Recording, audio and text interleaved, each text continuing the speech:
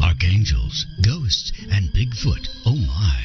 It's just another night for Supernatural Girlz. Real stories, real answers to life's biggest supernatural mysteries. And now for another exciting interview with paranormal experts from this world and others. Here's your host, paranormal researcher Patricia Baker, on the one, the only Supernatural Girlz.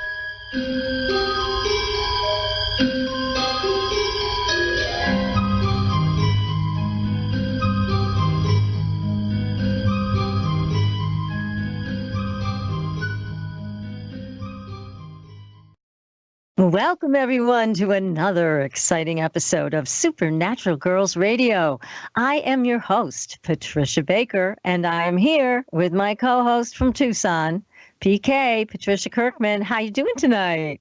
Absolutely fabulous. It was 80 degrees here this afternoon. I can only dream of something. No, I'm dreaming hope it's going to stay, but I just don't trust it. Everything's been so erratic lately. It has been extreme. I know we had warm temperatures in the 50s and 60s, and now we're going to go down to the single digits at night this weekend.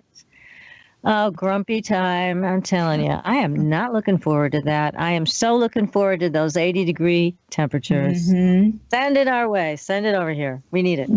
I'm going to hold on for a while. I'm sorry. I'll be selfish. They're mine. You do that. We have got so much going on tonight. Oh, my God. We have Tom Palladino, who's going to join us for a little bit at the beginning and answer our audience questions about scalar energy. We have Nicolas Pearson, who has yet another book. What does this guy do? Just sit around and write books all day, and then he publishes them. It's amazing. He has a new book called Crystals for Karmic Healing. We're going to get rid of our karma tonight. Won't that be nice? God, I hope so. Yes, and Nicholas is going to lead us through it. So we're going to be talking to him for the bulk of the show. But first, we did have a bunch of people write in, and they wanted you to take a look at their name, and you selected one. Yes, I did. And so who do you have for us? Well, I'm going to only call her Ramona. Okay. And she sent us a nice little note. And anyone else that wants to send anything, if they send their full birth name to me, they can get a little bit more information. But for Ramona, the one thing I can let her know very easily is that, I hate to say she's in a 9-year, but Ramona, it's getting rid of the past, letting go to make good things take place. But that won't happen until 2018, okay? It starts January 1 of 2018. But in the meantime, what I'm going to tell you that's very good is that every month of this year is a review of a year past. So what didn't get taken care of or tidied up, you're going to get a chance to do a bit of a redo. So for the month of March, you're redoing 2011. So it's going to be a lot of socializing, maybe a lot of creativity going on around you and things of that nature. And I'm going to try within the next couple of days to have up on my webpage what the 1 through 9 represents so you can take a look at the rest of your year. How does that sound? That sounds good. So that's a little guidance for Ramona. Thank you, Ramona, for sending that in. And what you do want is their full name and birth date, right? Yeah, because that way I can give them more information about what's going on or where there's a little bit of a place to stub their toe. Okay. We want to get rid of those things, get them some new shoes. We want to get rid of that. Yeah. No, we don't want any blocks anymore. They've got to be gone. And what are we looking at, PK, for everybody right now? We're all in what year and what month? Well, we're in a universal one regardless, but it's our personal things that we're looking at. And our personal items go along with the universal. So right now, the universal issue is a 4, so it's fault finding, bitchy, tired, cranky. Everything's kind of dragging coals to Newcastle. So it's just kind of giving yourself a chance to get rid of anything that really doesn't fit. Get the work done that needs to be done, because I'll tell you what, next month is a playtime. Yeah, so get the work out of the way, right? And didn't you say last time we were on the air that people should deal with their health issues? Don't put those off. Right, because it's a universal 4. It's all about details. about health and well-being. It's about getting things off the table that you don't need. And everybody, I don't care who we are, take a deep breath numerous times throughout the day and get rid of what we're holding inside. If you could expand and get rid of, you're going to feel a lot better. A lot of people are holding on to a lot of tension. They're actually, if you look at some people, they're even holding their hands in a fist shape because they're that tense. So what we want to do is, if everybody gets happy, everybody's going to be happy. Well, good. You're happy, I'm happy, right? That's right. Well, we have had so much paranormal news coming our way that I've been posting stuff like crazy on our Facebook page.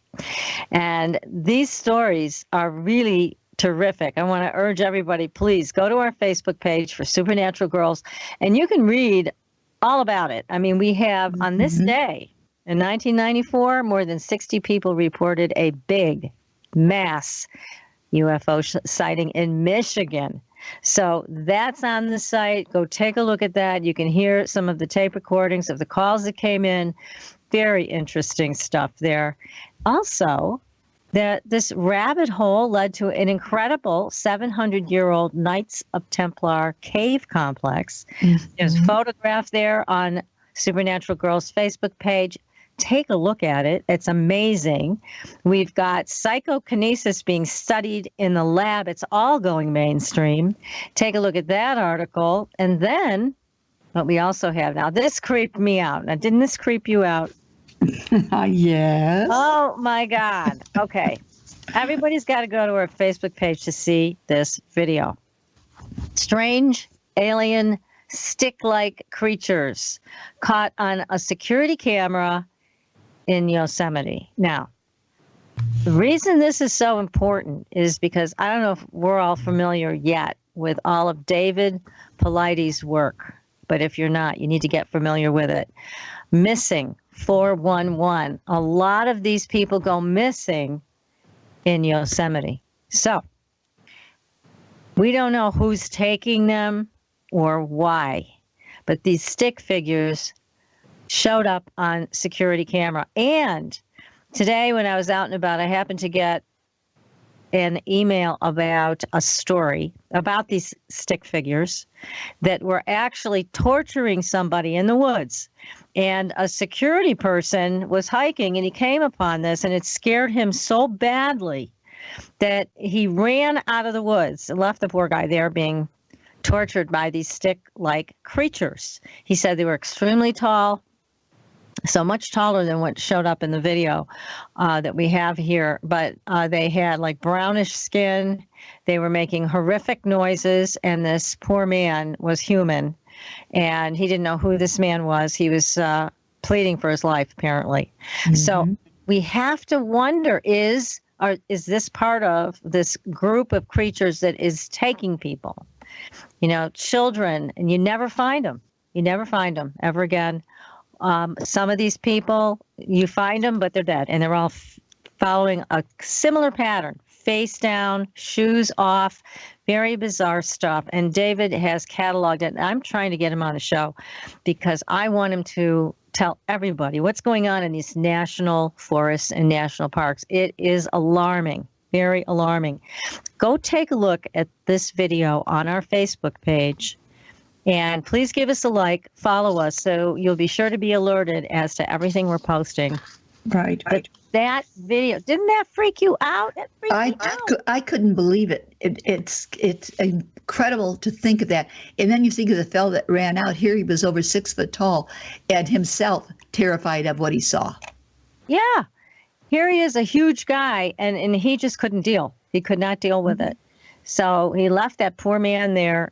Who knows whatever happened to him. He said he never saw him again. It's a very, very sad and disturbing story, but it may lead to some insight about what in the world is going on, and these beings coming through portals, and they know how to use those things. They know how to use those doorways. We don't, so we are at their mercy. They come in, they take people, children, and they leave with them. So we're going to be doing some work on that. In fact, the famous psychic medium who's your dear friend, George Lugo, he and I have been working on this to come up with some plans as to what we need to do. Can we rescue these people? That's what we're talking about. Is there a way to bring them back? So we are working on that now. Now, anybody in our audience, if you have an experience with somebody who's gone missing, or if you've seen these stick figures or whatever, please let us know. Right. Reach out to us. We're trying to get to the bottom of this and find a way to help the people that have gone missing. If there's a way to help them, we're going to find it. So that don't be afraid. That's the whole key. Don't be afraid to let us know what you know, because you never know who's going to be paying attention to make it happen. We're trying to get the right people involved that can make a difference. So that's what this is about. So anyways, go to our Facebook page, give us a follow. Follow us on Twitter, too, because we have Melissa tweeting away tonight and the rest of the week, and always sending out great informative things. So don't miss any of the excitement. Also, sign up for our newsletter on our website, supernaturalgirls.com, and sign up for the Fringe Files. That way, you'll also be informed as to what we are up to. It's always something. It's always something great. You don't want to miss out. Well, of course. You're in charge, and it's got to be great because you're making it happen for the rest of us to know. We're making it happen right here on Supernatural Girls. The truth is right here. And we have Tom Palladino with us tonight. We're going to bring him on in a second, and he's going to talk to us about what he's been offering at his website, which is creativestrength.us. So, Tom, welcome to the show. Hello, Patricia. Hi, PK. Good evening. Hello. It's wonderful having you with us tonight. Yes, thank you. Thank you for taking your time. So we wanted to ask you, these are a few questions that have come to us from our listeners because we have been advertising your free 15-day scalar treatment. So here's the first question they want to know, just generally for everybody in the audience, what is scalar energy? It's so simple. It's another form of energy. It's not electricity. It's a different type of energy. Many of you have heard of Nikola Tesla. Tesla was really the first person who discovered scalar energy to the point that he could control it. He could harness it. Well, in many ways, I'm walking in Tesla's footsteps. Scalar energy is sunlight. It's starlight. It's a different form of energy. Some people call it chi or prana. And it offers just such great promise to mankind. It's a very versatile energy. Okay, well, that's very simple and easy to understand. Now, PK, why don't you run the next question by Tom? Well, that's one of the questions is, how do people use it to help them? You know, we all are scalar energy experts. I tell people this who ask me that very same question. Prayer, anytime you pray, you are broadcasting scalar energy. Our heart, the human heart, is an incredible capacitor of scalar energy. The way when we think, any type of thought or any type of emotion is really a scalar energy in motion. That is, thinking and feeling is a function of scalar energy. So scalar energy really serves as the instructions of the universe. Again, it's all around us. It's omnipresent because it's from the stars. It's from our sun. We simply just have to redefine our way of looking at the universe. Scalar energy is omnipresent, and all of us participate in that paradigm every moment of our lives. Incredible. That sounds great. Yeah. Now, people also want to know, because you are offering a 15-day free treatment. So there's no strings attached. You don't ask for credit card. You just tell people, send in your photograph, and we'll treat it for 15 days, which means we treat you for 15 days. Mm-hmm. People have been asking in our audience, they want to know, how long does it take before these people who are participating see or feel a result? Most people will feel a significant improvement in their health within the first 15 days. And that's why I offer 15 days of free treatments. It only takes 2 weeks to recognize a significant improvement in your health. And one of the immediate things that you'll feel is a clearing of germs. With scalar energy, we're able to break apart to disassemble germs. So within that first 15 days, I'm able to target and treat out now to negate over 400,000 species of germs, pathogens. Well, doing that on a daily basis, you're going to be germ-free at the end of 15 days, and most people feel that. Fabulous. That is wonderful. That's a big bump in health. Yeah, go ahead, PK. Well, I was going to ask also, after the first 15-day free treatment, what's the cost if a person wants to continue? Sure. We have an ongoing membership. For one person, it would be $147. For two people, it would be $187 per month. We try and make that affordable. And if you break it down as a couple, say two people for $187 a month, it really breaks down to a little bit over $3 a day, which is, I think, affordable. We try and make it affordable to people. Spend that for a coffee. Yes, indeed. That's a good analogy. I tell people that's my Starbucks analogy. It's the same cost as a latte. There you go. Actually, it's cheaper. Yeah. It is. So, Tom, what kind of testimonials are you getting from people that have used the scalar energy? I thank you for asking that question. We have diagnostic tests. Some people will consider that a PCR, a polymerase chain reaction test, that prove that we're able to eradicate pathogens. Everything from the herpes virus to the human papilloma virus to the Lyme spirochete. We have diagnostic tests now that are proving, that are substantiating our work. That is, scalar energy can break down the molecular structure of a germ. People have this DNA test, some people call it a PCR test, conducted, and after we treat them, there is an absence of that germ. The virus or the bacterium no longer exists. So we are quite confident, and the testing is proving that, yes, indeed, we are able to eradicate germs. That's fabulous. What's the duration of time that a person going through this could be considered germ-free? I would say within the first 2 days. And the reason I say that, on a daily basis, I treat people, and every day I target over 400,000 species of germs. So if not the first day, within the second day or third day, you will have those germs eradicated from your body. And subsequently, within the first week, many people feel better. Certainly after 2 weeks, the greater majority of people feel great. What would be considered the long term of that we would be taking this treatment to keep everything in tip-top shape? That's a good point. There's other modalities that I work with. I work with a chakra balancing, and a lot of people like to have their chakras balanced on a daily basis. My scalar energy instrument has a profound effect on our 7 chakras, on our psyche. And many people simply like to be treated year-round because they feel that emotional uplift. They say that a chakra balancing actually serves to elevate their mood, and it makes them happier, and it gives them a greater sense of mental clarity. So many people will stay on the program exclusively for the chakra balance. That sounds great. That's great. Well, Tom, thank you so much for coming on the show and answering these questions for our audience.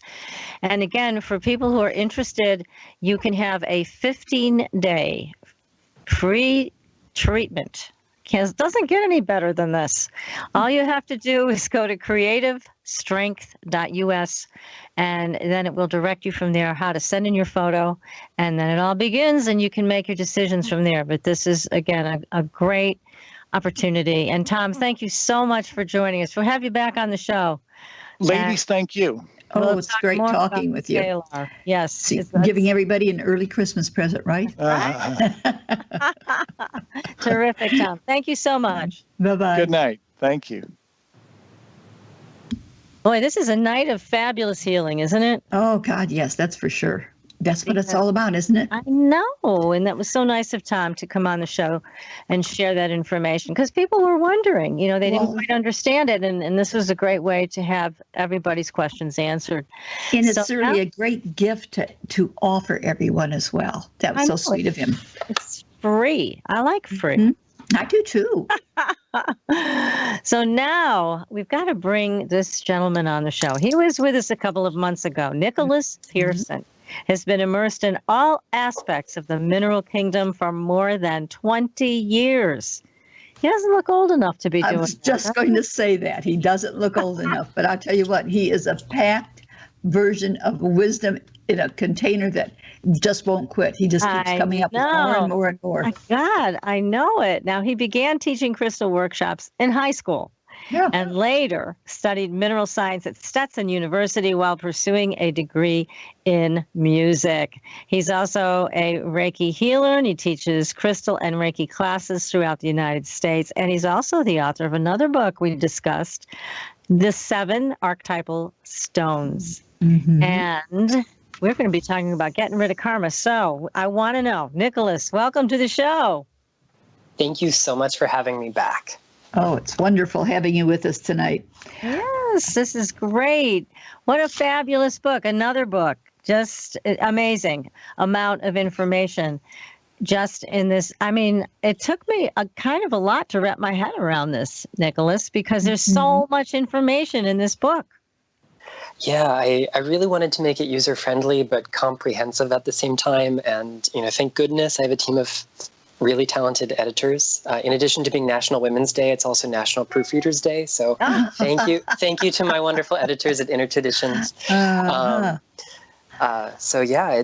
This was a totally unexpected project. I never really intended to write it. I was actually on the phone with my best friend, Kat, who I was talking to just before getting on the phone with you guys. And a little over, I don't know, I guess it'd be close to 2 years ago now, I came up with an idea for a workshop in karmic healing using crystals. And one night I couldn't sleep, so I stayed up late to write the workshop outline, thinking, well, the moment I put pen to paper, I'm going to just pass out, because that's usually how the formula goes. And about 4 hours later, I finished my workshop outline, and it was too much information. I couldn't deliver it in a 2-hour class. So I sat in front of the computer the next day and just started writing. And a little over 3 weeks later, I had something to send into my publisher. Totally unscheduled, unanticipated, but the download came, and here it is. Amazing. What a gift for all of us, too. Yes, congratulations. It's great. Now, let's start at the beginning, Nicolas, because we're talking about karma. Everybody has kind of a little bit of a different take on what karma is. So tell us what you had in mind when you were talking about karmic healing. Yeah, so karma itself is a word that comes into English from Sanskrit, a word called karman, which means action or deed. So karma represents that sort of total effect of our soul's progress through all of our, physical and non-physical incarnations. Every thought, every action, every understanding, every intention, everything we feel generates karma. And karma is sort of just like the grades that you get as you pass through each incarnation. It's not about, getting the best grades per se. We take all of our courses pass-fail as we go on this sort of accelerated school through planet Earth. And we've got karma that either helps us move forward to the next lesson plan, or we have karma that indicates it's time to review the same lesson plan until we master something.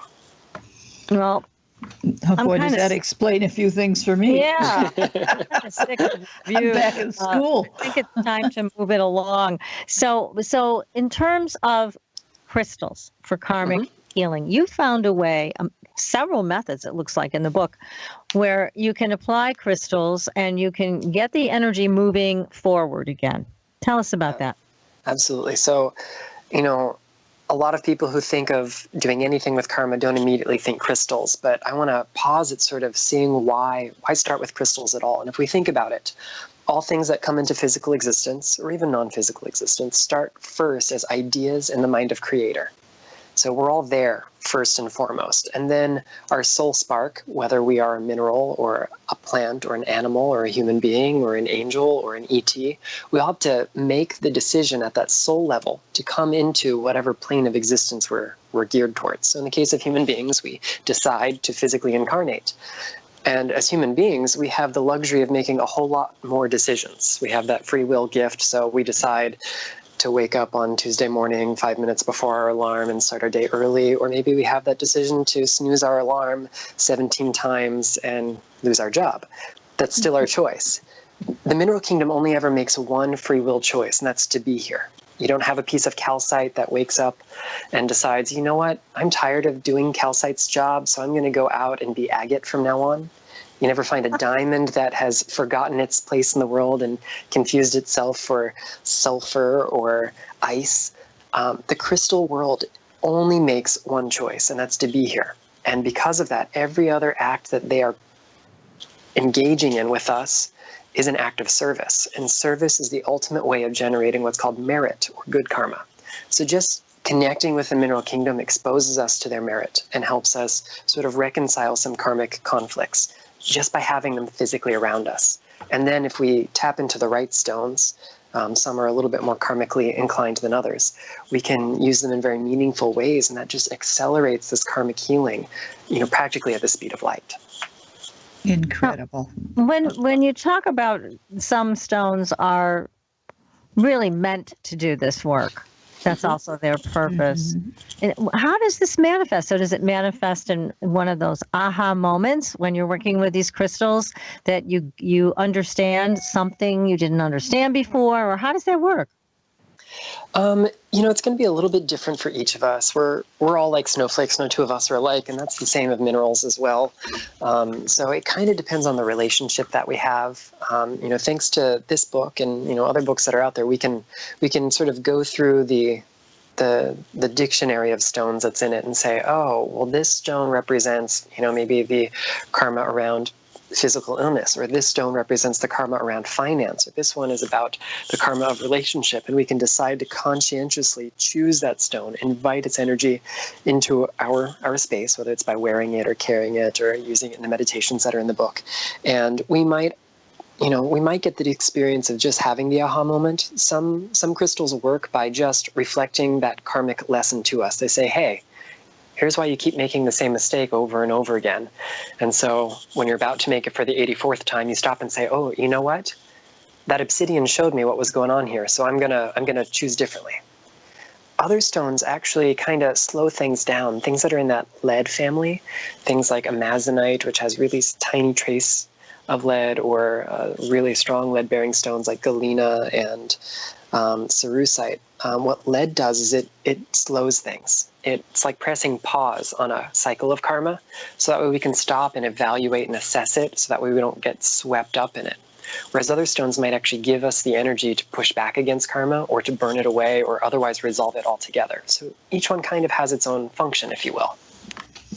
Now, does each stone work differently with each person? Because we'll just say, is it possibly a birthday or an astrological sign that might make it work better for them versus someone else? Yes and no. I know that's kind of a cop-out, but there are certain mechanisms that are kind of universal, but the way they translate to us, we might perceive them differently. So, a big factor in how crystals do what they do is their composition and their structure. When you pick up a piece of galena, it's going to have the same composition and structure as when I pick up one. But the personality of your stone and the personality of you will be different than the personality of my stone and of me. So we might perceive those mechanisms playing out a little bit differently in our lives, but there'll be more or less similar effects. You get in your car, start it up, and press the gas. And from your phone, you hear, and you respond. And then in your rear view, OMG, it's a COP. And then you learn that a ticket for texting and driving is nothing to LOL about. You drive, you text, you pay. Paid for by the National Highway Traffic Safety Administration. Now, how much does this have to do with intent? I mean, when you pick these stones up, whatever they may be, that you're drawn to, or following the outline in your book about what to choose, doesn't intent have a lot to do with your success with this?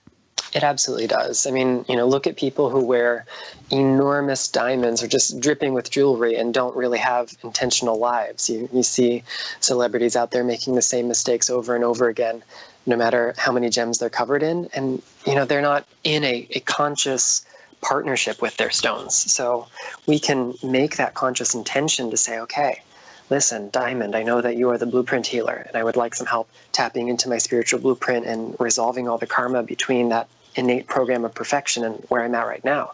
And a little teeny tiny diamond can help us with that in ways that, pounds of them can't help someone who doesn't engage with them consciously. That's why they get ripped off, like in Paris. Yeah. Could be. That could be. My goodness, this is fascinating. And I know you have a lot of charts and things in here that I was surprised to see lava listed and some of these other things, petrified wood, but we're going to get into all of that. And I just want to go back and answer a quick question. Para Abnormal wrote in the chat room and asked about the sessions that Tom does for Scalar. And he wanted to know, do we have to do it in person? No, Para Abnormal, you do not. All you have to do is go to creativestrength.us, send in a photograph of yourself. That's all you have to do. Okay, so I just wanted to clear that up. Any misconceptions about that? No, you do not have to be there in person. But anyways, we've got a lot to talk about. I've got a lot of questions, PK. No, you do too. Definitely. We want to get rid of our karma, so we are on a path tonight. And we are speaking with Nicolas Pearson, who is the author of Crystals for Karmic Healing, Transform Your Future by Releasing Your Past. I'm all for it. How about you? Boy, I am too. I'd like to drop some of this past off. Yeah, we're raising our hand. Amen. Okay. So everybody stay tuned, and you are listening to Supernatural Girlz Radio. We will be right back.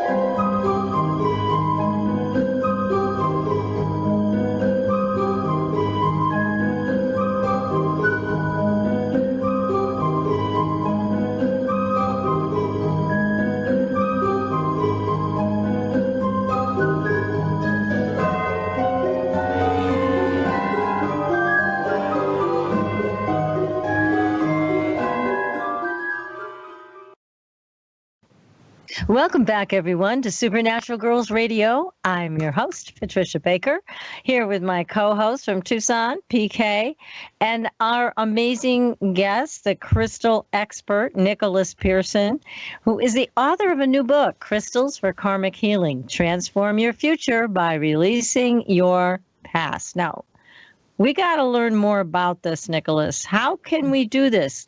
Give us some specifics here. What do we need to do to release our past? Because in your book, there's a lot of information. See if you can narrow it down for us tonight on the show. So the first thing we really need to do is make that conscious decision to say, hey, you know what? I think the thing that's holding me back is my karma, so let's focus on that. I think probably one of the simplest tools that we can all do in any moment that doesn't even require a rock is to use something that's called the violet flame. In the metaphysical movement, this has become really popular in the last couple decades, but it's been around for a few decades at least.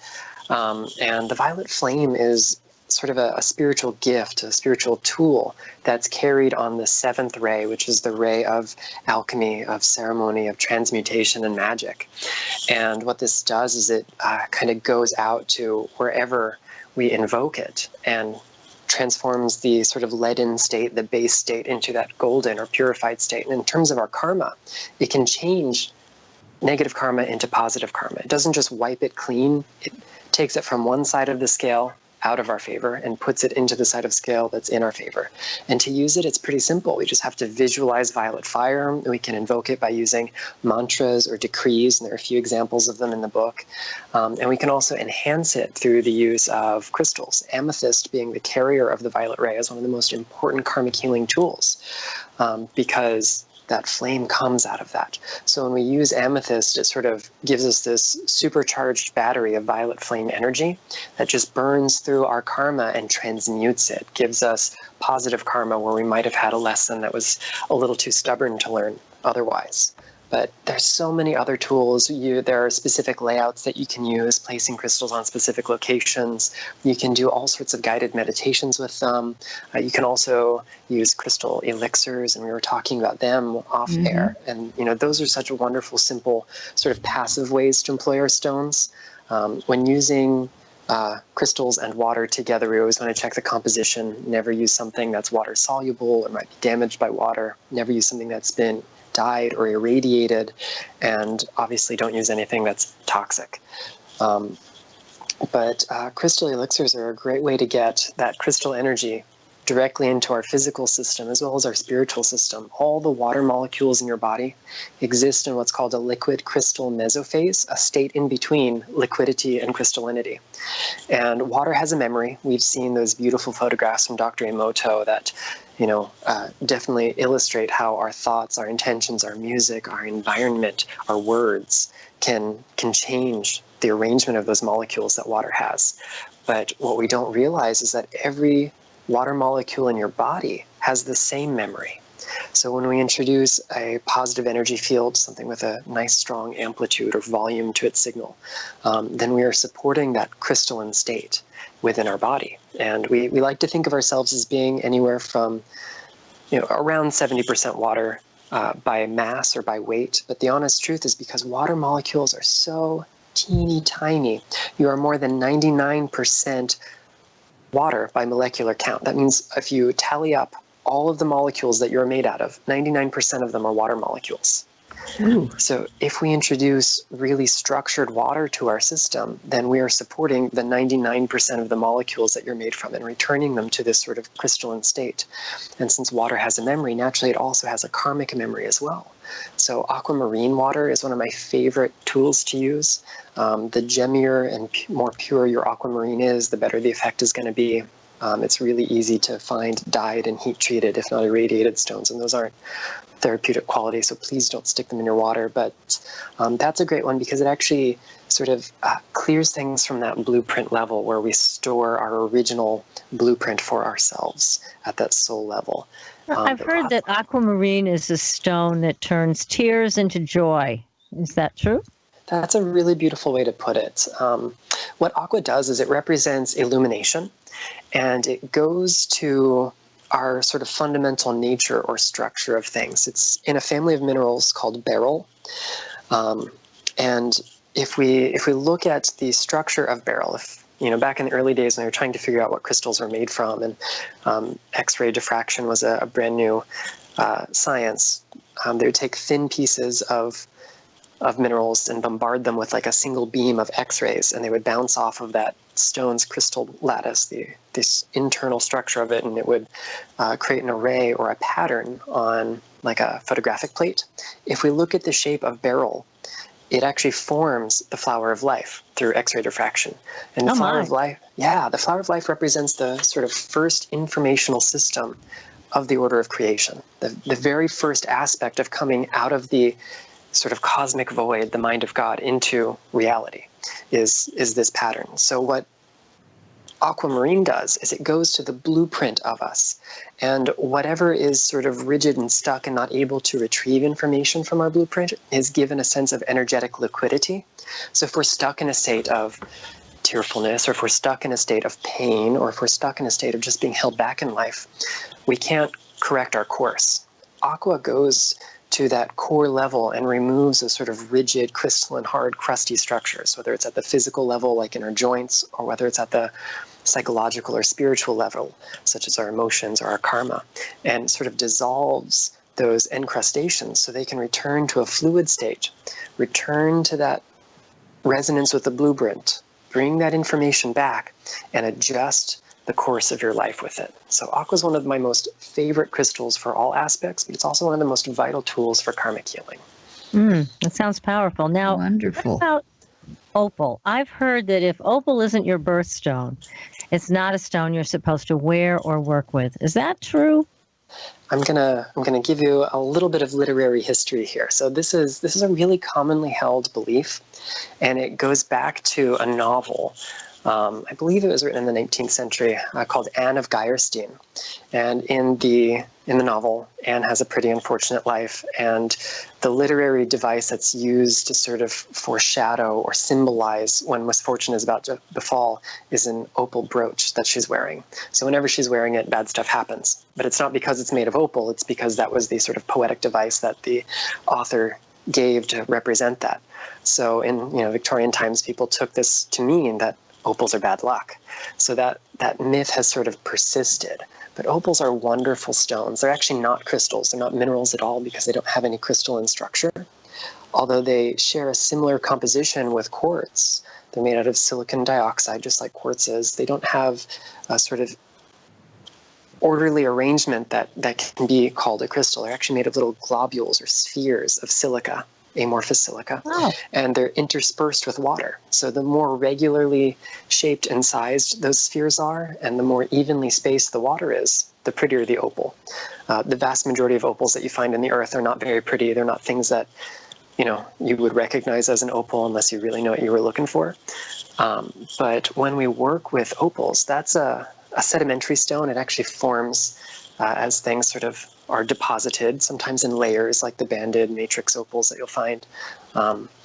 And so they kind of represent that settling or sedimentation of karmic patterns or memories in your aura. We have various different layers of the aura, and one of the ones that's a little bit farther out is called the causal body. And here the word causal refers to the law of cause and effect, which is also called the law of the circle, or more simply, the law of karma, which states that if there's a cause, there's also an effect. So there's a band of your aura that records every karmic memory, which means every breath you take, every thought you think, every word you listen to, every place you go, every decision you make. There's just a memory of it. Think of your aura as being a really good record keeper. It keeps track of everything for you. Gee, thanks. Yeah, I know. Right? I was just sitting here going, "Oh my God!" We have to do it. I have good news for you then. If you like opals, the banded varieties, which in gemstone therapy are sometimes called opalite, which is not to be confused with the opalescent glass, which is also called opalite. But you'll see them in the book. They're sort of earth tone, and they've got those sedimentary bands in them. They represent the same bands that are in your auric field, and they actually highlight those layers or memories that have been deposited through your actions by the law of cause and effect, and they help to resolve the ones that are in conflict with your path. The beautiful thing is that it works best when your conscious mind isn't sticking around. So take some opalite to bed with you, or some of those banded or even matrix opals to bed with you, whether you want to wear them or stick them in your pillow, or I don't know, tape them to your forehead, whatever's comfy for you. But they actually work best when the conscious mind is away. And we process a lot of karmic information in our dreams. So we can use these types of opals to really move through and sift through and sort stuff by playing it out in our dreams. Sometimes it's saying, okay, this is a pattern that you have coming up or something that's sort of ongoing. But other times it's merely tying up a loose end. We have a dream about this unpleasant experience that's taken place in the past, not so we can continue to feel unpleasant about it, but so we can finally say energetically, okay, I've sorted that out. I've had everything I need to have from it. We're going to put it on the shelf and never return to it again. And these sorts of opals really help with that. Now, the more precious opals, my favorite of them actually come from northern Africa, from a place in Ethiopia called Wallo, which is where their name comes from. They're called Wello opals, or sometimes Ethiopian opals, or even just crystal opals, because they're so crystalline and pure looking.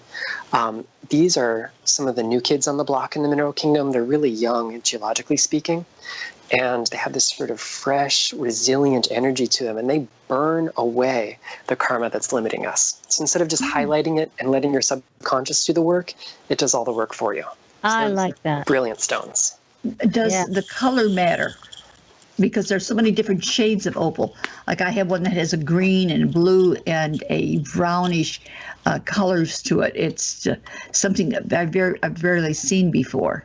Yeah, so with the precious opals, the ones that have that sort of opalescent fire or play of light within them, right? That doesn't really matter so much what colors you see. It might say more about what you're attracted to than necessarily the mission of the stone.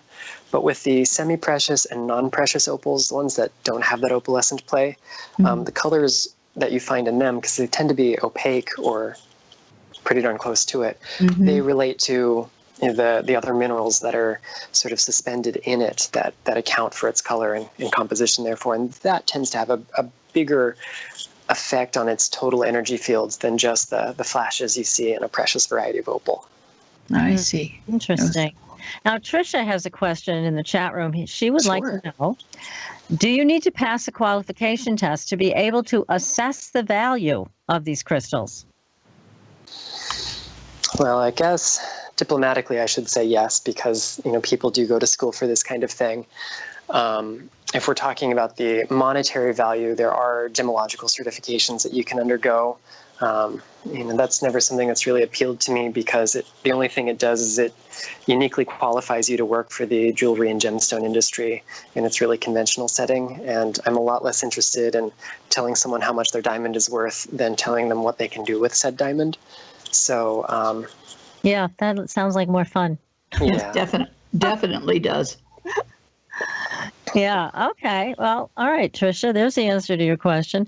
Now, a lot of people that I meet have issues with their parents. Doesn't matter what age they are. They have parental issues that they carry around. Are there any specific crystals or techniques that you recommend for letting go of that? Yeah, there are a lot of options for you. The first thing I'm going to say is the violet flame. I think by the end of the show, I'm going to sound like a broken record. The reason is because it's so simple. And amethyst, if we want to use to support and amplify it, is so common and so easily accessible that it's a really good stone to have in any toolkit, but especially in a karmic toolkit. But maybe some other stones that we could look at are ones that relate to the karma that we have with relationships in general. And the first relationships we have with any other human beings are with our parents. So actually, like the pink opals, like the ones that come from Macedonia and the Andes, those would be good. They have trace amounts of manganese and some other things in there that are really heart-centered. And so these are really good stones for sort of sorting that emotional component out of our karma, because our energy field, our aura, has different bodies, and you have an emotional body and you have a karmic body. And if we put information in the wrong one, if we leave a pattern in the emotional side when it should be in the karmic side, it's like misfiling something. Maybe you have a filing cabinet at home and you need paperwork to go in the right drawer so that way you can find it later, mail it off, sign an important document. Imagine if you put it in the wrong drawer and all you ever do is look in the drawer it's supposed to be. Well, you're never going to find it, and you're never going to take care of whatever that piece of paper represents. And it's the same thing in your energy field. Our subconscious has a really interesting way of tricking us into not having to deal with karma or emotions or even physical pain. And it'll missort things on purpose. It'll say, oh, really? Gosh, yeah. And, imagine you have a really traumatic childhood experience, and it totally breaks your heart, and it sets you up for failure for your future relationships because it's just too difficult to process. Rather than putting it in the emotional body where you are forced to process and translate that on a daily basis until it's been healed, put it in the karmic body or put it somewhere else. And a lot of teachings, not universal, unfortunately, but different schools of thought will sort of map out the aura in different layers. And there's a real convenient reason that I didn't list all of them in the book, and it's because nobody agrees. But lots of people agree that the emotional body and the karmic body or the causal body are right next to each other, so they share a lot of information with one another. And if you just file the pattern, the energy, the memory in the wrong place, then it's like sweeping it under the rug. It looks clean from the surface, but no real work is being done. So there are different ways that we can sort that, and one of the ones that I like to use is described in chapter 5 of the book, and you can use any number of stones, but my favorites are a form of quartz that have amphibole in them, especially red amphibole. Amphibole is a real common rock-forming mineral. Some of these have really exotic sounding names that are either intended for the metaphysical market or they just describe their look. So one variety comes from Madagascar and it's called papaya quartz. It has little traces of hematite or iron oxide that give it this sort of orangey red color. Other forms of amphibole have real soft, pale, creamy whites and maybe pale greens or browns or blues, and they call them angel phantom quartz. But the reddish ones do a great job of actually burning up the karma that's stored in our aura. So we can use it by actually holding it out at arm's length, pointing in one direction versus pointing in the other, and program it to sort of relay that information, to change it from one drawer in the filing cabinet to the next. Because once it goes into the right one, we can actually do something about it. That is fascinating, isn't it? Definitely. Is there a stone that acts as a catalyst for other stones? Clear quartz in general is one of those, but it really depends on the work that you're doing. Let's say that you are doing a lot of blueprint level work, going to that original perfected template that your soul is made for, that is made for your soul. Diamond and aquamarine are very synergistic there. So if you're working with one, you might benefit from also working with the other. Some stones like shungite are really highly purifying, and they really, because they're made out of carbon, shungite really helps to build this resonance between the mineral kingdom and our physical body, which also happens to be made out of carbon. And so we can use that to sort of purge the things standing in the way of receiving crystalline energy from any number of other sources. So I love to use that with other materials. And when in doubt, you can always just default to the quartz family. Quartzes are natural magnifiers, amplifiers. They cohere energy, which means that they sort of help it synchronize or harmonize together. They're natural transmitters. They record information. They store it for later use. They help us retrieve it. They're oscillators, and they also translate information from one form to another. So if we're having difficulty getting what we want from another stone, we can use quartz to step up there. Excellent. What about alexandrite? That's one of my very favorite stones. It's so unusual because it changes color in the light. Yeah, so there are a few other materials that can change color, although not generally as faithfully as alexandrite. And, to be honest, it's not a stone that I own. It's not one I've worked with much. My beloved very first Reiki teacher ever, she had this magnificent piece of alexandrite in a ring, and it was from the original mine in Russia. And it had that classic red to green color change. And it's a very strong heart healing stone. It really lends strength and honesty to heart healing. But I've never done a whole lot of work with it, so I'm not going to comment any farther than that. Okay, because it is so amazing the way it changes color. Yes, I think that we're talking about transformation on a very profound level when you work with that stone. Yeah, that's for sure. I need a piece of that, PK. Well, I used to have a series of about 38 different rings of large stones, and that happened to be one of them my husband had sent me. And during a time when I was taking my son back to school, someone very nicely came into my home and walked away with every bit of my jewelry. Oh, no, that's awful. I've never quite gotten over it, even though it's been 45 years ago. I still can't get over it. But that is terrible. Well, that person's got a lot of karma. God, I hope so. You can only hope. Yes. Definitely. Terrible. Oh, gee. Okay. Well, very sad to hear that. That's awful. You're just going to have to go to that Tucson Gems show and pick up a bunch of new stuff. Been there, done that. I've just, whatever comes to me is what it's supposed to be and nothing more. That's how I'm working it now. Oh, that's good. I talked to my son, who happens to have an antique jewelry store in California. Then I go through there and he'll say, Mom, remember when I was little, you used to go, don't touch? Mom, don't touch. So it's just no fun. Roles in reverse. That's for sure. Gosh. Wow. Well, maybe he'll come across one of those rings. Then you never know, right? He's come across with some beautiful pieces for me. Oh, that's great. All right. Well, there's just so many different stones to choose from, Nicolas. How does somebody know what to pick to work with? Well, if you're like me, you're going to pull a book off the shelf and start reading through and go, oh, well, I want to work with that one and this one over here and that one. And then all of a sudden your paycheck is gone because you bought them all. That's right. It's so easy to do, isn't it? It is. Collecting crystals, rocks, minerals, gemstones, it's not like collecting other things. There's not a finite amount of them, many different shapes, sizes, colors, morphologies, and odd combinations that you will never possess one of everything. Nope. So we can't really come from that perspective. So I'd say the first thing you can do is just say, well, what am I most attracted to? And chances are there's some level of resonance between you and that stone, that there's a lesson there waiting to come up. It may not be karmic, though, so if you are looking for something related to your karma, you can certainly open up this book and try to find the one that matches your need, whether it's past life related or this life related.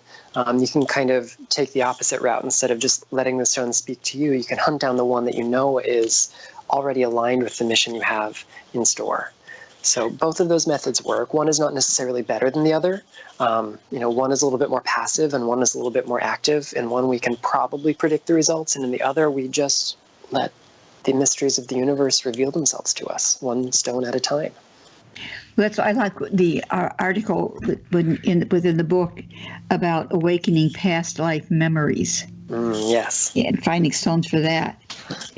Then also the stones for daily wear, because I look at what I'm going to wear by how I feel that day, and that's what I choose, because I've got a little bit of everything, either a pendant of it or a necklace of it or a bracelet of it, and I try to utilize that to kind of balance the imbalance me.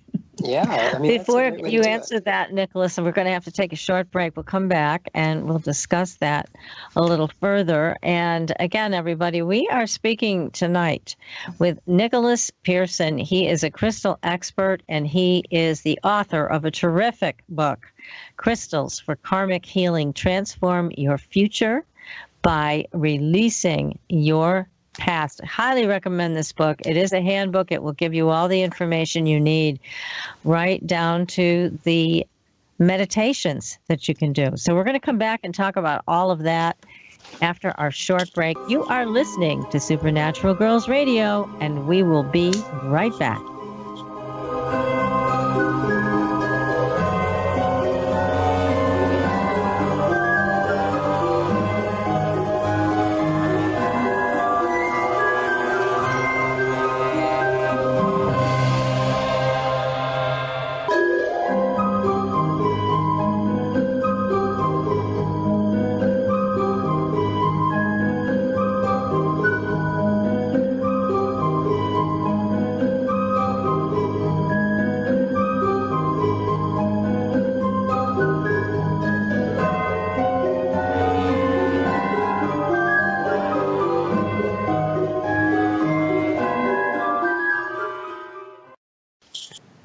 Welcome back, everyone, to Supernatural Girlz Radio. I am your host, Patricia Baker, and I'm here with my co-host from Tucson, PK, and our guest tonight, crystal expert Nicolas Pearson, who has written a terrific book called Crystals for Karmic Healing: Transform Your Future by Releasing Your Past. So, PK, you were asking a question right before we went to break, and did you want to boil that one down and have Nicolas answer that for you? Well, I was just going to, at this point, I keep thinking of so many different things that are popping in my brain. I'm going, oh, which one was that? Because I had so many going on in my mind. I find that the different stones that we have available to us, that is, other than the crystal itself, the quartz crystal, is there something else that works with the same integrity that say, would it be a moonstone or amethyst or something else that works well with others crystals? I think a lot of crystals are really happy to work with one another, and it's just about aligning our intentions. Quartz is sort of an all-purpose tool, so therefore it does a little bit of everything. Different varieties of quartz might do better at one thing than another, and so they can be a little bit more specialized.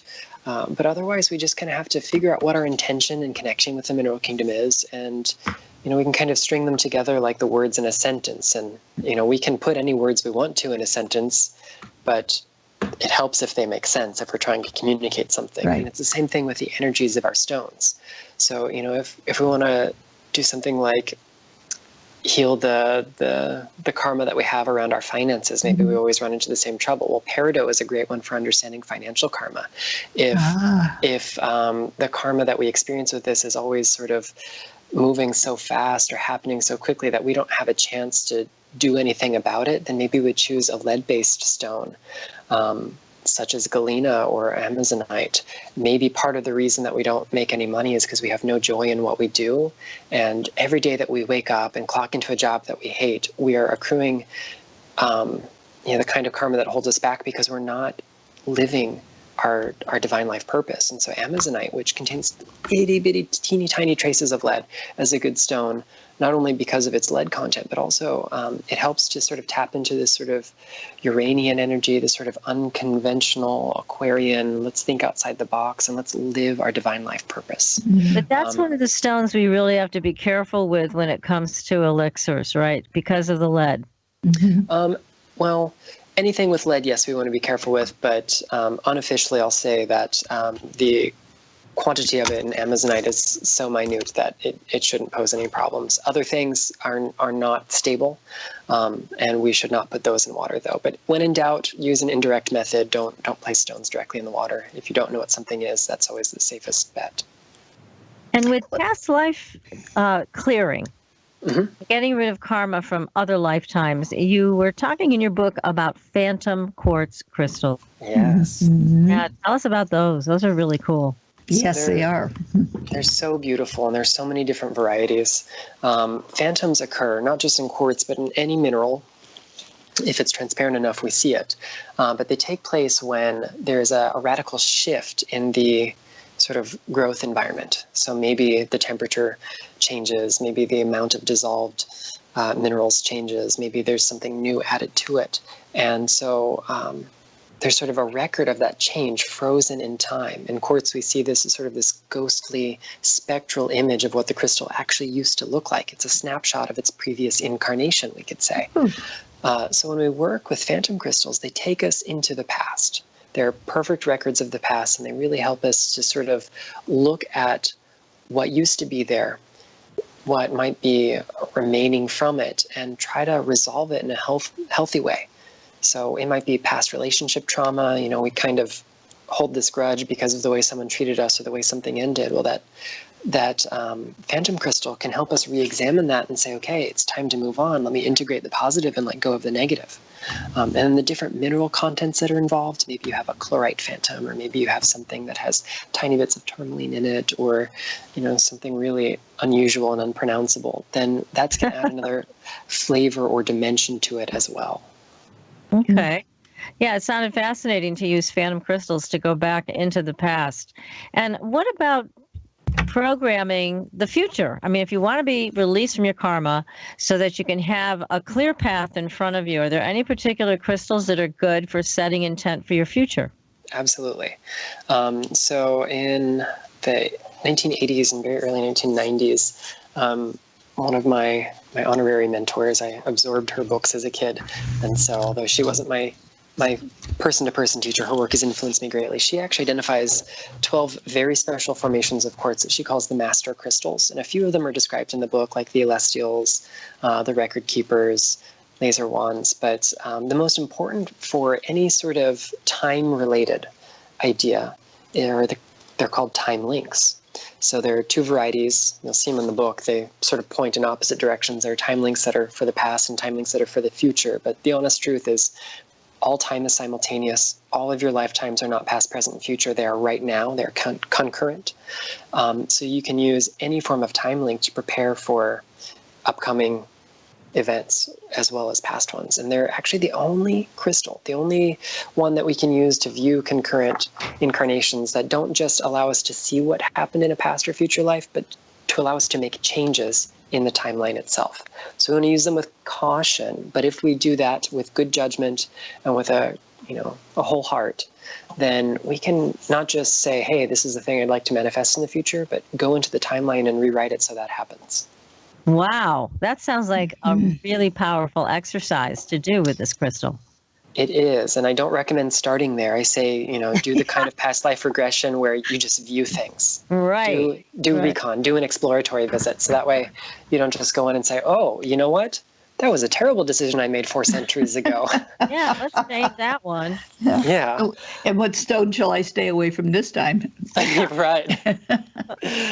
Yes, they're exactly. such powerful allies. They're called master crystals for a reason. They are the master teachers of the mineral kingdom, and they're really here to help humanity evolve. So we don't take them lightly, and any of the master crystals are sort of marked by their innate perfection and order. So, those time links have these sort of little extra windows or faces in them that are shaped like rectangles or parallelograms. And the more central that's positioned and the larger it is, the more likely it is to really convey the weight of a master crystal, rather than just kind of being a student of one of those masters for the ones that have the little tiny faces in them.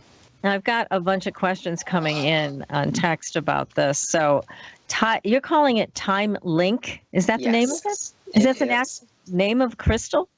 Well, that's one of those sort of metaphysical names like we talked about off air. It's the if I used the official geological, mineralogical, crystallographic terminology, it would all be letters and dashes, and that wouldn't mean anything to anyone. Time, right. So the time links are crystals that sort of have this extra parallelogram-shaped window near the termination. So it's an extra facet. So all crystals are hexagonal. They have 6 sides.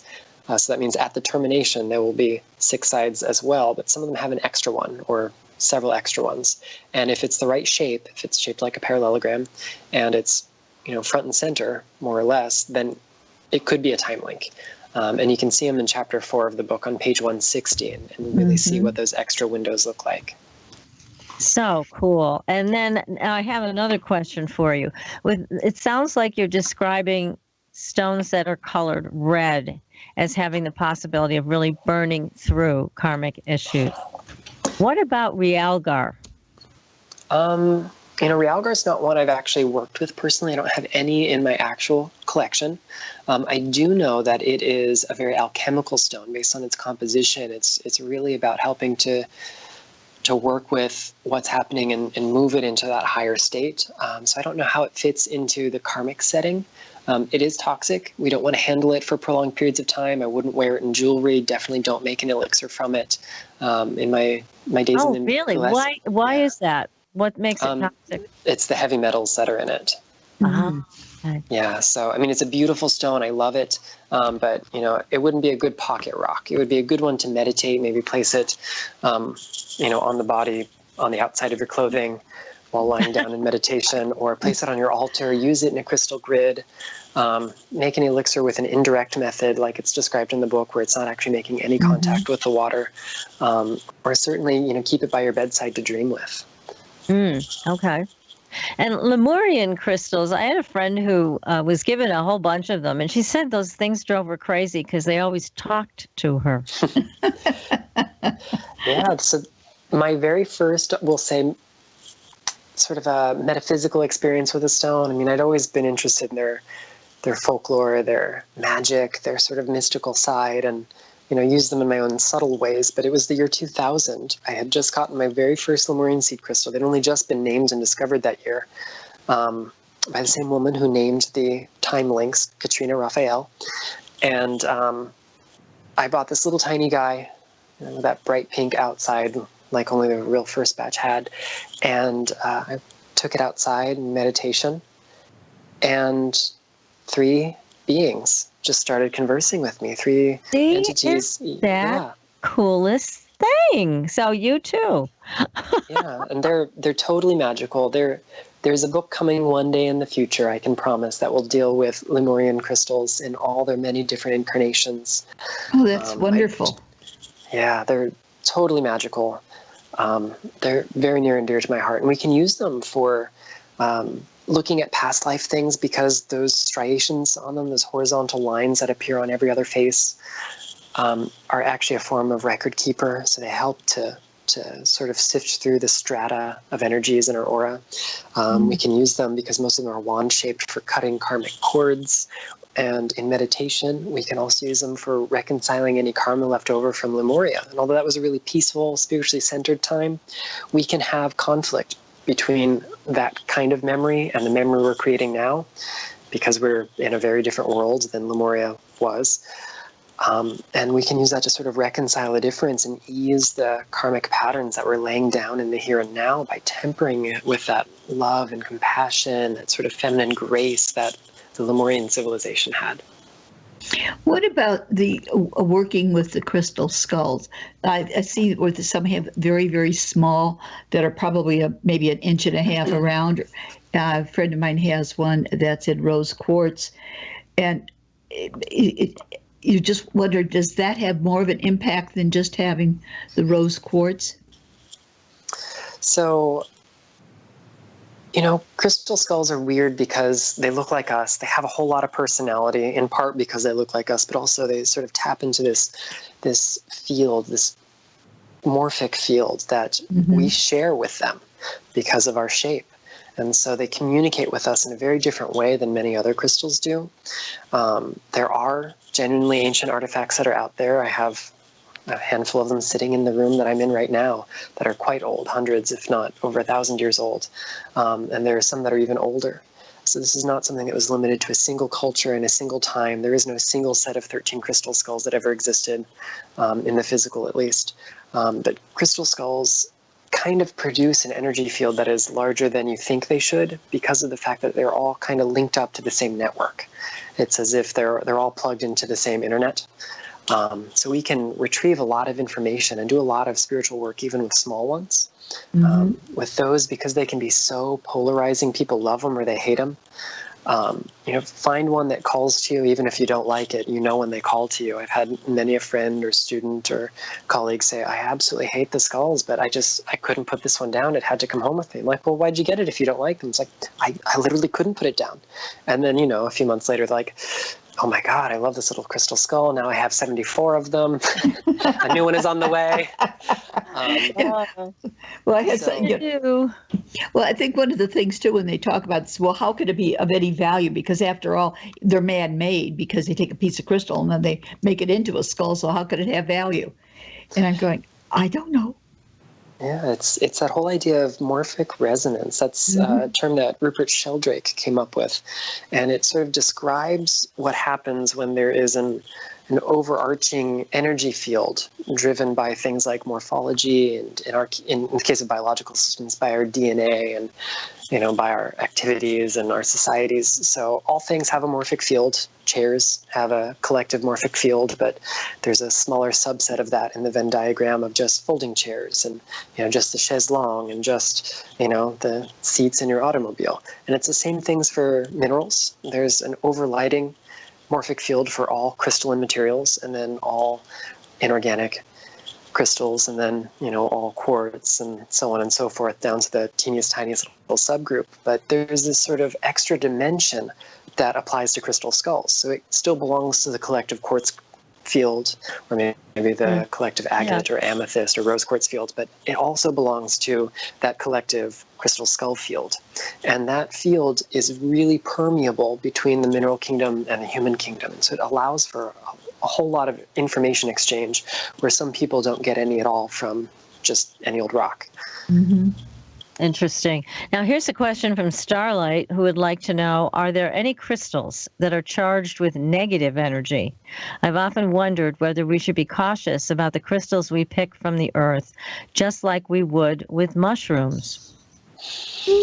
Well, by gross analogy, there are certainly minerals that can be toxic to handle and not so pleasant to work with on the physical level. But we're all different. We all require different things.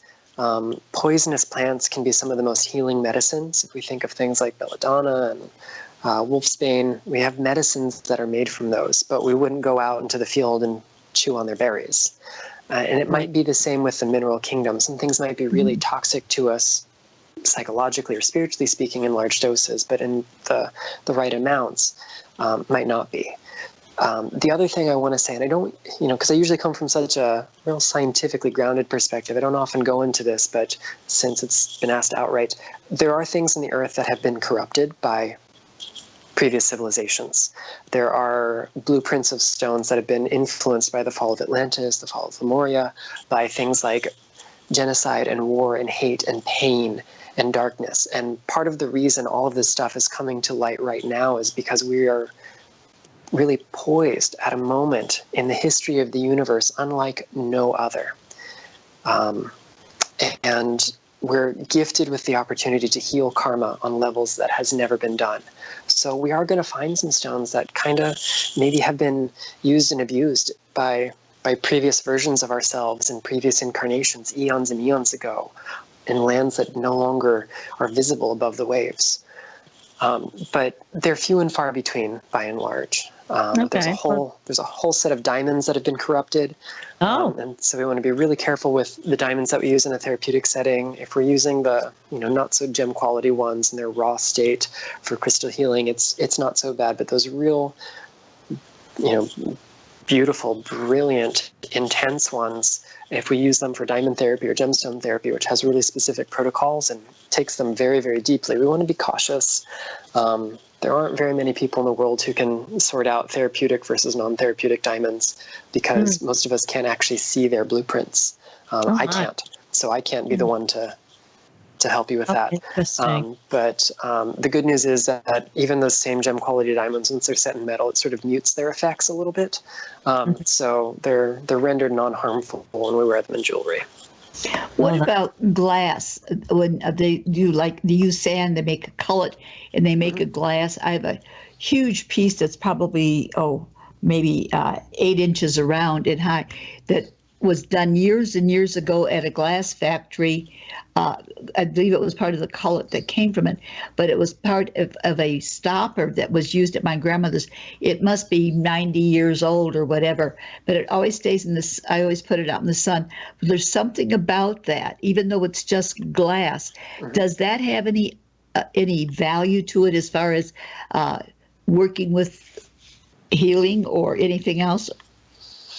I'm going to say honor your intuition there. Now, on a chemical structural level, it has lost all of its crystallinity, although it's made from sand, and that sand is made of silica, quartz, and other things. Right. By heating it to the temperature that it's being heated at and cooling it as quickly as it's being cooled, there are no crystals being formed in it. So it's lost the very nature of the identity of a crystal. Okay. But there are other natural glasses that occur, geologically speaking, that have really powerful effects. Things like obsidian. Obsidian is a naturally formed glass. It has no crystal structure. We have fulgurites, which are hollow glass tubes that are formed by lightning strikes. We also have tektites, which are formed when meteors impact the earth and send material flying, among others. There are other sources of natural glass as well, and they carry really potent energies. So what I love about glass is that it breaks all the rules. It doesn't have a crystal structure. It doesn't form under the same conditions as crystals, and so therefore it doesn't behave like them. So even man-made glasses can have some effects, and I'd say definitely explore it. But for people out there on the market looking for healing tools, there are a lot of things that really are glass that are being sold as other stuff, and you're not getting the benefits you think you are because they're not made out of the right things, and those things aren't arranged in a meaningful way, so they aren't crystalline. Well, Nicolas, we're coming to the end of our show, and I want to make sure people know how to get in touch with you. So what's the best way for people to reach out to you? And do you teach classes? Do you do individual consultations? What can people do with you? Yeah, so I teach workshops pretty darn regularly, mostly here in Florida, but I'm all over the place here in Florida, and soon we're expanding that sphere of influence. I offer things like one-on-one healing sessions. I'm a really passionate Reiki teacher and Reiki researcher as well, and more on that is being published in the future, and I'm sure you'll be receiving copies. Good. But I teach tools. I really want to give people the tools they need to transform their lives. So yeah, you can come see me for a private session, but I'd much rather teach you how to do it yourself. So that way you can take that and run with it and really transform your life. That's what this is all about, right? Yes, definitely. So, it is about. Yeah, so you can find me on Facebook. That's probably the simplest way. There's a website to be announced one day, but you can find me either on my personal page. It's just a picture of me holding my book. You'll find me, Nicolas Pearson. You can also find my professional page, which is The Luminous Pearl on Facebook. And, feel free to message me. You can find my events there. I try to keep everything on there. You can also see me on my publisher's website, innertraditions.com, and on amazon.com. I've got an author's page that lists all my events. So. Oh, good. Excellent. Okay. And again, the name of the book is Crystals for Karmic Healing. Transform your future by releasing your past. Now, real quick, if you can make this real quick, how do you cut the karmic cords? Because that was a very interesting chapter in your book. Yeah. True. If you're using crystals to do this, you're going to want a real good blade-shaped crystal like a laser wand. I really enjoy Lemurian seed crystals for this. You could also use some varieties of selenite or kyanite. Flint is an amazing tool for healing karma, and it's also can be blade-shaped, as is obsidian. And what you need to do is sort of palpate, use the stone to feel through the aura until you locate one of these cords. And after activating it, like it's described in the book, you can actually hack through them. And if If you don't feel progress being made, stick with it. Not every chord happens in a single try or even overnight. So, and these cords can be attached to your chakras or attached to, anything. Yeah. So you can just take this piece of whatever it is that you feel motivated to use, and then start feeling through your own aura, your own connection there. Is there a block? And then if it's there, then you cut through it, right? Yeah. And the great thing about this is when those cords are in place, they're attached to whatever started that karma on the other end. And that is constantly feeding that same cycle to appear in our lives over and over and over and over again. When we cut them, we break that connection. We no longer have the influence of that traumatic event or that causal pattern playing in our lives from now until the end of time. Wow. You've got to do that. PK, we can do that. Yeah, this is not a doubt in my mind. I want a great big piece to cut through that one. A flint. You got to find that flint. Oh, absolutely. Wow. Well, Nicolas, thank you so much. This has been wonderful again, having you here with us on the show. Everybody, again, it's Crystals for Karmic Healing. Author is Nicolas Pearson. Pick it up on Amazon or in any bookstore, I would think would carry it. Now, next week, we have a very controversial show. I'm going to warn you right now. And we usually don't get into this kind of thing, but we are. And it's all about vaccinations. We have Del Bigtree coming to spend the evening with us, and he is going to enlighten us about what's going on in that world where parents have to navigate some pretty treacherous waters, and so do we as adults, just for ourselves. So he's going to be here to talk to us about that. He is one of the producers of the film Vaxxed. So be sure to join us next week, and until then, we'll see you on the Blue Highway. Good night, everybody. Good night.